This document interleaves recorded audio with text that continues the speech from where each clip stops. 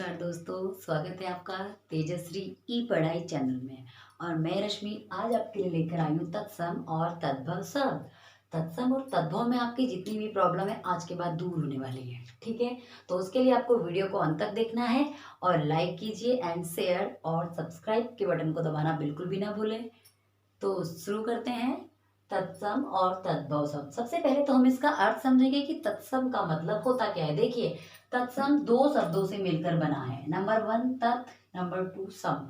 तत् का मतलब होता है उसके, तत् का मतलब है उसके और सम का मतलब है समान। उसके समान। अब भाई उसके किसके समान?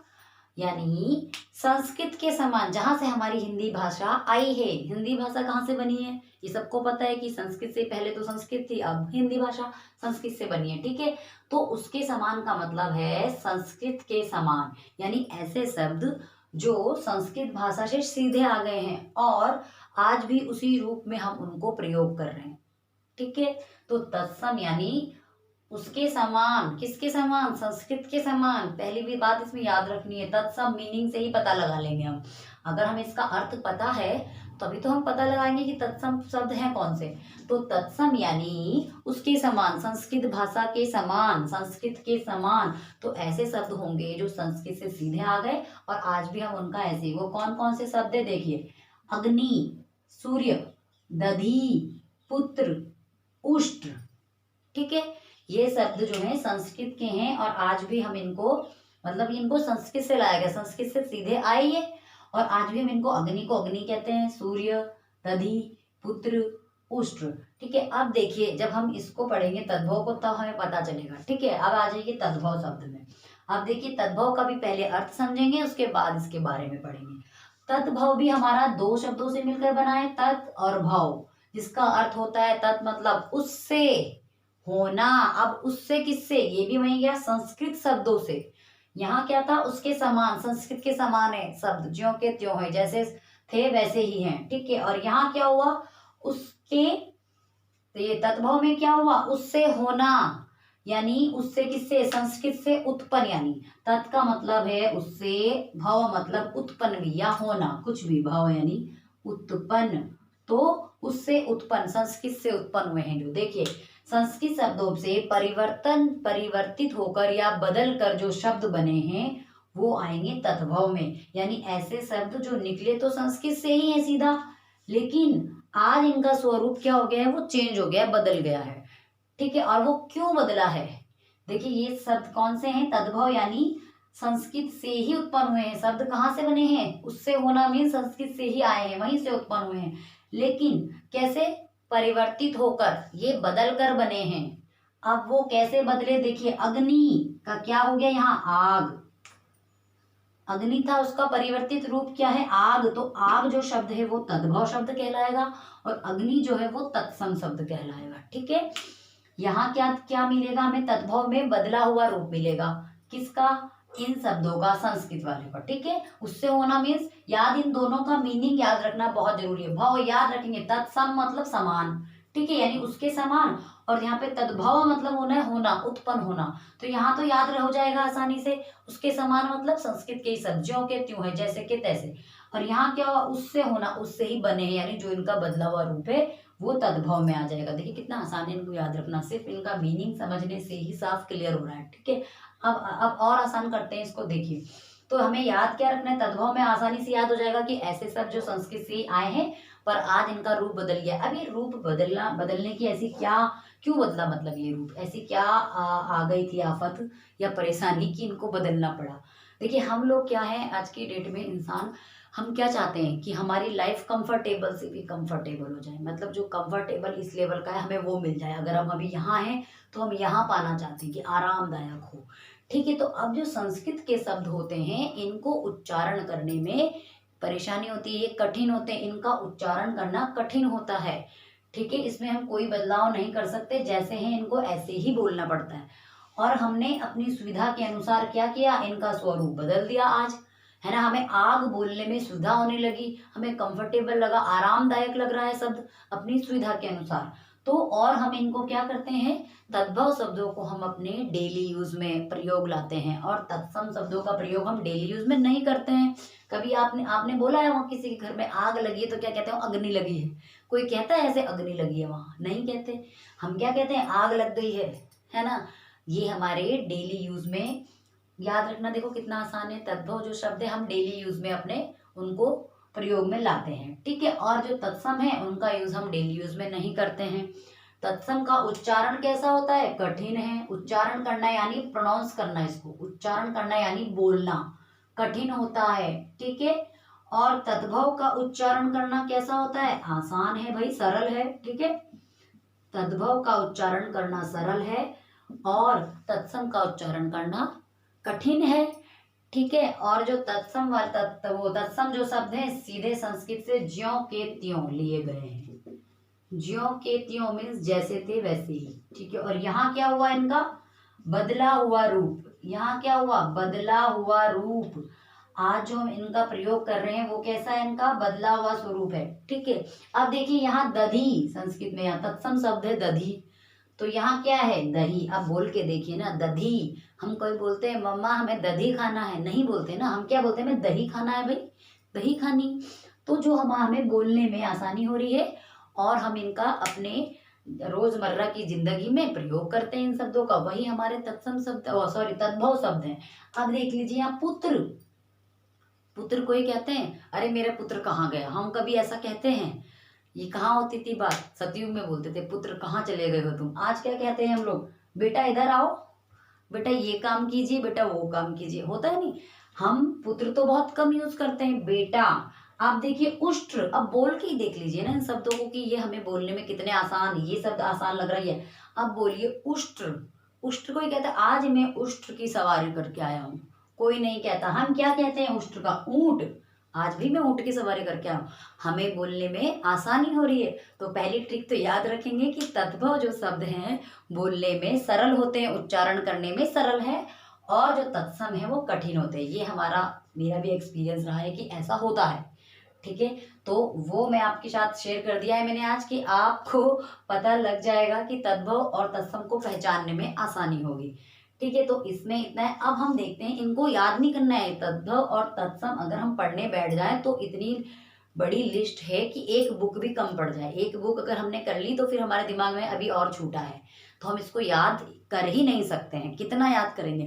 तो हमें तद्भव और तत्सम शब्द सारे याद नहीं करने, हमें उनके कुछ नियम याद करने हैं, जिनसे उन नियमों की सहायता से तद्भव और तत्सम को समझना बहुत आसान है और हम अपना पेपर में इनको आसानी से क्लियर कर सकते हैं। अब देखिए पहली ट्रिक तो है उच्चारण कठिन होता है और उच्चारण आसान है, ठीक है। अब दूसरी बात क्या याद रखनी है, देखिए जो संयुक्त अक्षर होते हैं, ठीक है। अब संयुक्त अक्षर कौन कौन से होते हैं, अगर नहीं पता है तो मैंने एक वीडियो डाला है वर्णमाला का, जिसमें हमने बताया है कि संयुक्त अक्षर क्या होते हैं, क्यों उनको संयुक्त अक्षर कहते हैं। तो आप डिस्क्रिप्शन में जाकर वहां पे क्लिक कर सकते हैं और संयुक्त अक्षर देख सकते हैं। अभी मैं बता देती हूँ। देखिए संयुक्त अक्षर हमारे होते हैं, अब यह कह लीजिए नियम नंबर फर्स्ट क्लियर हो गया, उच्चारण में सरल होते हैं तद्भव शब्द और उच्चारण में कठिन होते हैं तत्सम। और एक बात और याद रखेंगे, सब बताने से पहले एक बात याद रखेंगे कि पढ़ते समय हम पहले तत्सम को पढ़ना है, हमें पहले तत्सम को पढ़ना है, उसके बाद जाके हमें तद्भव को पढ़ना है। कई बच्चे किताबों में कई बार दे के रखते हैं तद्भव इधर रहता है इस साइड और तत्सम ऐसा लिखा है, तद्भव और तत्सम, तो यहीं से पढ़ना शुरू कर देते हैं। नहीं भाई ये गलत है, अगर ऐसा पढ़ोगे पहले तद्भव और फिर तत्सम तो ये गलत है। अरे जैसा क्रम चलता आ रहा है वैसे ही पढ़िए, क्यों हमें इस तरह से पढ़े हैं, है ना। हमें जो पढ़ने में आसानी होगी, तो पहले अगर आप तत्सम को पढ़ेंगे उसके बाद तद्भव को, तो हमारे लिए पढ़ना, आपके लिए याद करना बहुत आसान होने वाला है। तो पढ़ने की तरीका है कि पहले तत्सम शब्दों को पढ़ें उसके बाद तद्भव शब्दों को पढ़ें, तो वो आसान होते हैं, ठीक है। अब देखिए संयुक्त अक्षर, ये मान लीजिए नियम नंबर हमारा 2 है कि हमें तद्भव और तत्सम कैसे क्लियर करना है। तो जो भी जितने भी संयुक्त अक्षर होते हैं ना, याद रखिएगा, ठीक है। जितने भी हमारे संयुक्त व्यंजन होते हैं, संयुक्त व्यंजन वो कहाँ आते हैं, तत्सम में, ठीक है। संयुक्त व्यंजन कहाँ आते हैं? तत्सम में, ठीक है। और कहाँ होते हैं ये? अंत में। संयुक्त व्यंजन तत्सम में अंत में होते हैं, ठीक है। अब कैसे होते हैं? तत्सम में अंत में होते हैं, ठीक है। अब देखिए कैसे। पहली बारी ये नियम पढ़ने से पहले हमें पता होना चाहिए कि संयुक्त व्यंजन क्या है। अक्ष, त्र और ज्ञ और है एक श्र, ये हमारे 4 हिंदी वर्णमाला में संयुक्त अक्षर हैं, ठीक है। तो जिन व्यंजनों में देखिए संयुक्त व्यंजन तत्सम शब्दों के अंत में होते हैं। अब जिन भी शब्दों के अंत में ये होंगे तो हमें पहचान लेना है कि वो तत्सम है। कैसे? देख लेते हैं। कहीं कहीं अंत में होते हैं और कहीं कहीं शुरू में भी हो जाएंगे, लेकिन मोस्टली अंत में रहते हैं, तो कंफ्यूज नहीं होना है। कई बार वो शुरू में, देखिए यह श्र, अब रहता है अश्रु, तो ये क्या हो जाएगा? तत्सम शब्द है। जब इसका परिवर्तन होगा कहाँ? तद्भव में, तो ये बन जाएगा आंसू। तो एक चीज और निकल के आ रही है कि तत्सम का, एक मिनट इसको अलग ही लिख लेती हूँ थोड़ा नीचे। अश्रु का क्या हो गया? आंसू। तो ये आंसू जो है तद्भव है भाई। अब हम आज की डेट में तो नहीं कहते हैं अश्रु आ गए, आंसू आ गए, ठीक है। तो इसका परिवर्तन किस में हो गया है? स में, ठीक है। ये हो जाएगा यहाँ तद्भव, और सॉरी तत्सम, और ये है तद्भव, ठीक है, ये वाले। आप देखिए ज्ञ का किस में परिवर्तन होगा? ज में, ठीक है। और त्र का त में, और अक्ष का होगा हमारा ख में, ठीक है। अभी मैं एक एक एग्जाम्पल भी आपको बता देती हूँ।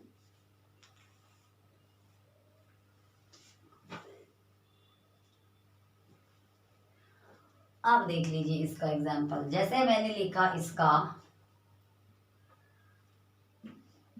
लिख लेते हैं क्षेत्र। अब क्षेत्र का आज डेट में हम क्या पढ़ते हैं? उसको खेत। तो छ का ख बनेगा कहाँ? ये है हमारे तत्सम और ये है हमारे तद्भव, ठीक है। तो हमें क्या याद रखना है कि संयुक्त अक्षर जो भी होंगे हमारे, जितने होंगे सब तत्सम में आएंगे। और कहाँ उनका परिवर्तन कैसे होगा? त्र का त बन जाएगा। और अब देखिए त्र का त्र कैसे बनेगा? ये देखिए त्रिकोण है ना एक, इसका हो जाएगा तिकोना, ठीक है। त्र का त हो गया है ना, त्र का त।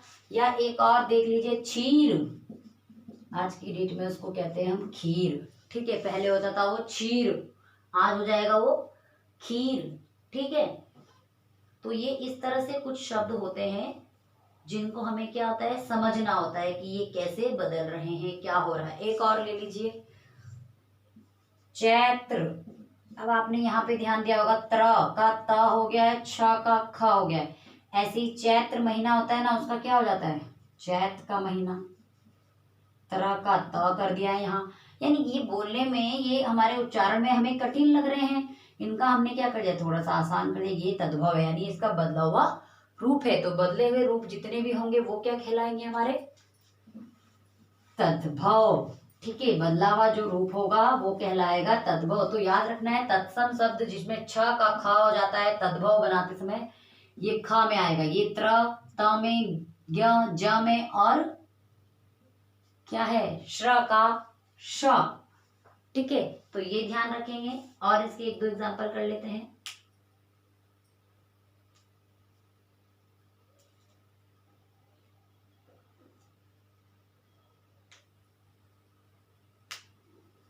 उष्ट्र का ऊट मैंने बता दिया है आपको, है ना। तो ये जो संयुक्त व्यंजन है, मतलब याद हमें ये रखना है कि संयुक्त व्यंजन वाले जितने भी होंगे वो किस में रहेंगे? तत्सम शब्दों में, ठीक है। अगर हमसे पूछ लिया जाए क्षेत्र, तो उसको कहाँ लिखेंगे?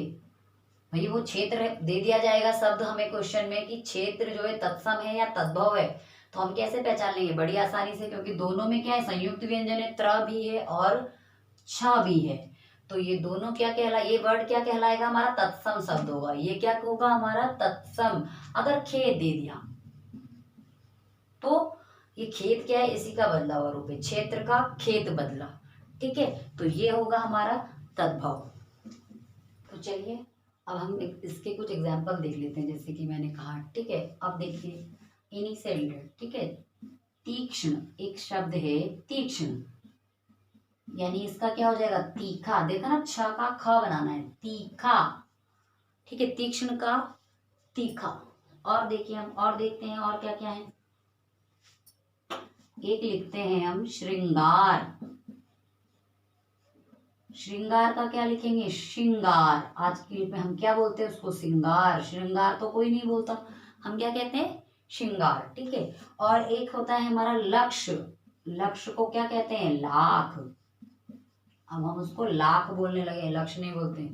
रक्षा कहते थे ना हम पहले, रक्षा बंधन, लेकिन अब क्या कहते हैं, राखी बंधन। रक्षाबंधन भी कहते हैं, लेकिन रक्षा से ही आया है राखी। ठीक है। और देखिए और कौन कौन से, देखिए पौत्र किसको कहते हैं, पोता, है ना, या पुत्र, बेटा। देखिए कितने सारे हैं। मक्षिका, मक्षिका किसको कहते हैं भैया, मक्खी। ठीक, किसको कहते हैं, मक्षिका, मक्खी को। तो इसमें ध्यान रखिए, छ का ख हो गया है, श्री, ये वाला श्र है इसका स, छ का ख। ठीक है, यहाँ भी ख, त्र का त, त्र का त, और यहाँ भी इसका ख हो गया है। ठीक है, तो ये जो है ध्यान रखना है कि संयुक्त अक्षर किसमें बदल रहे हैं हमारे। या तो एक और देख लीजिए, अक्षी किसको कहते हैं, अक्षी तो सबको पता होगा, आंख को कहते हैं, किसको कहते हैं, आंख। अश्रु आंसू और अक्षी आंख। ठीक है, यही से बना है। और देख लीजिए अब, अच्छा ज्ञ, ज्ञ से देख लीजिए, ज्ञ से अज्ञानी। ये देखिए अज्ञानी, आजकल हम कोई कहता है अज्ञानी, हम क्या कहते हैं, अनजान। अब जो ज्ञ है इसका ज हो गया। तो इस तरह से काफी सारे एग्जाम्पल होंगे जिनको आप लोग देख सकते हो, कर सकते हो, कि ये जो त्र है वो त में बदलेगा, छ है वो ख में, ज्ञ ज में, और श्र का स हो जाएगा। किसमें, जो याद हमें क्या रखना है कि जो तत्सम शब्द हैं वो कहीं, जो संयुक्त व्यंजन है वो तत्सम में रहेंगे। जितने भी संयुक्त व्यंजन है सब अभी तक हमारे तत्सम शब्दों में आए हैं, ये हमारे तत्सम वाले शब्द हैं। ठीक है, इनको हमने ये तद्भव शब्द में कैसे बदला है, ये ख, त्र का त, ज्ञ का ज, क्ष का ख और श्र का स। तो ये एक नियम है आपका, याद रखना है आपको कि संयुक्त व्यंजन जितने भी होंगे वो सब कहाँ आएंगे, हमारे संयुक्त व्यंजन कहाँ आएंगे, तत्सम शब्दों में। वेरी गुड, सबको समझ में आ रहा है। तो समझ में आना ही बहुत जरूरी है, सारा रटना नहीं है। क्या करना है, हमें कुछ नियम फॉलो करने हैं और हम आसानी से पता। अब देखिए एक क्या होता है इसमें, अंत में जो नंबर 3 याद रखेंगे, अंत में जो अणा वाले शब्द होते हैं, अंत में अणा, अणा लिखते हैं ना हम, अणा वाले जो शब्द हैं वो, उसमें अणा का क्या हो जाएगा, न में बदल दिए जाएंगे, न में बदले जाएंगे। ठीक है, कौन से शब्द जिसमें लास्ट में अणा होता है उसका क्या हो जाएगा, अणा वाले शब्द का, अंत में अणा वाले शब्द न में बदले जाएंगे। आप देख लीजिए कैसे लिखते हैं ना, करुण। अब जिसमें अणा रहेगा वो क्या हो जाएगा, हमारा तत्सम शब्द, ये तत्सम है। ठीक है, तो आप देखो पहले बात तो हमें याद रखना है कि रूप बदल रहा है तो वो बदला हुआ रूप तद्भव ही होगा। तो करुण से ही तो आया है करुण, भाई करुण, करुण अणा का ना बद कर देना है, तो बदला हुआ रूप तो ये है, करुण तो शब्द है, तो ये तद्भव होगा और ये तत्सम। तो पहचानना आसान हो जाएगा कि अणा से न में बदलना है। जितने भी अणा वाले होंगे वो कहाँ जाएंगे, न में। इसकी भी कुछ एग्जाम्पल देख लेते हैं, एक दो। देखिए जैसे एक है घृणा, अब उसको क्या लिखते हैं, आजकल में घिना हुआ। हम कहाँ बोलते हैं कि घृणा लग रही है हमें, हम कह रहे बड़ी घिन आ रही है, कहते हैं ना इस चीज से मुझे बड़ी घिन आ रही है। तो घृणा तो बहुत कम यूज होता है ना। और किरण, किरण का क्या हो जाता है, किरण। अब बोलने में हमें आसानी हो रही है, भाई किरण नहीं हमें पसंद आ रहा है बोलने में, हमारे उच्चारण करने में हमें प्रॉब्लम हो रही है, कठिन लग रहा है, तो किरण। घृणा का घिना, करुण। जैसे देखिए अणा का क्या हो गया, न, अण का न। तो ये भी एक नियम है आपको याद रखने के लिए। या ये देख सकते हैं कि जो री की मात्रा होती है, नंबर 4, री की मात्रा किसमें होती है, तत्सम में, और उसका क्या बन जाता है, र में, र में बदलेगी। री की मात्रा किस में बदलेगी, र में, तद्भव में उसका र हो जाएगा। री की मात्रा तत्सम में, जो री की मात्रा होगी र में तद्भव में लिख देती हूँ यहाँ पे, तद्भव में रा में बदलेगी या रा में होती है, लिखिए। फिर से मैं पूरा पूरा ही लिख देती हूँ उसको, कि मैं शॉर्ट में लिख रही थी, कोई नहीं। तत्सम में री की मात्रा होती है, ऋषि ऋषि वाला होता है ना, री की मात्रा कौन सी होती है, ऋषि ऋषि की मात्रा ये एक सी, इंग्लिश के सी आकार की, ठीक है। तो तत्सम में री की मात्रा और तद्भव में र होता है, र की मात्रा, ये र, ठीक है, ये र रहेगा, या क्या हो जाएगा, इस र का प्रयोग होगा, तद्भव में र हो जाएगा। अगर यहाँ री, देखिए कैसे, अब है एग्जाम्पल हमारे पास, गृह का क्या हो जाएगा, घर, ठीक है। तो ये गृह है, इसका घर हो गया, लिखते हैं ना हम ऐसे। तो री की मात्रा का क्या होगा, र में प्रयोग हो किया जाएगा, ठीक। और देख लेते हैं एग्जाम्पल।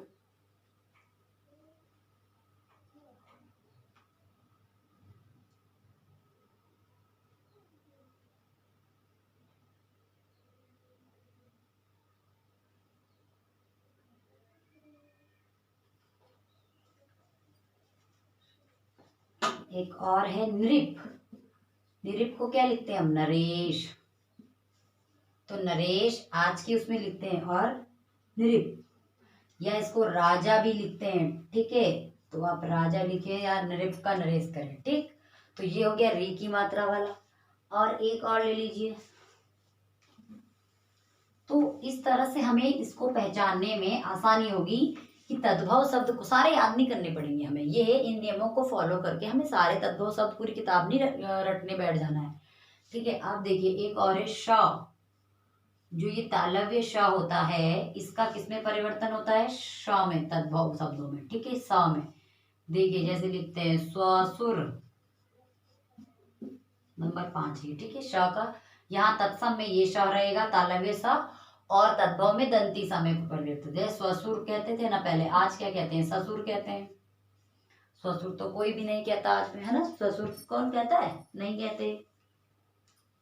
या हम ले लेते हैं श्यामल, श्यामल को क्या कहते हैं, सांवला, ठीक। श्यामल को क्या कहते हैं, सांवला। या फिर सुंड, पहले लिखते थे सुंड, आज क्या कहते हैं, सूंड। देखिए बोलने में आसान है, ठीक है। और एक और देख लेते हैं व, जो व है तत्सम में व रहता है, और तद्भव में उसका ब बन जाता है, ठीक है। व का ब, स का स, ये तालव्य श का दंती स हो जाएगा, अणा का न, व का ब, व का ब कैसे, देखिए वर्षा, वर्षा को क्या लिखते हैं, बरसात लिखते हैं ना, वर्षा को बरसात, है ना। और या फिर और देख लीजिए एक दो व वाले,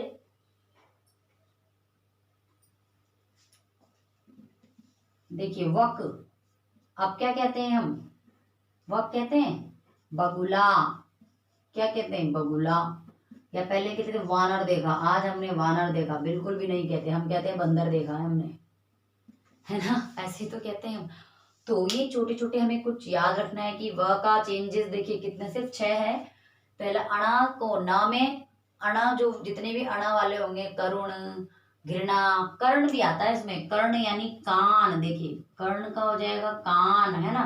स्वर्ण भी आता है, स्वर्ण यानी सोना, पहले हम स्वर्ण, अब बोलते हैं हम स्वर्ण लेने जा रहे हैं मार्केट में, आज मैं स्वर्ण लेने जा रही हूँ, कोई भी नहीं कहता, हम सोने की बात करते हैं, सोना लिया, ठीक है। और या कोई कहता है कि मेरा कर्ण दुख रहा है, कोई भी नहीं कहता, हम अपनी डेली यूज में क्या प्रयोग करते हैं कि भाई कान में दर्द हो रहा है, ठीक है। तो ये याद करने की एक ट्रिक होती है जिससे हमें याद होगा। और ध्यान रखेंगे तालव्य श का दंती स, व का ब में परिवर्तन होगा। इसके हम कुछ एग्जाम्पल करेंगे अपने नेक्स्ट वीडियो में, तो उसको देखना ना भूलिएगा। और इस वीडियो को लाइक जरूर कीजिएगा, शेयर एंड सब्सक्राइब। धन्यवाद।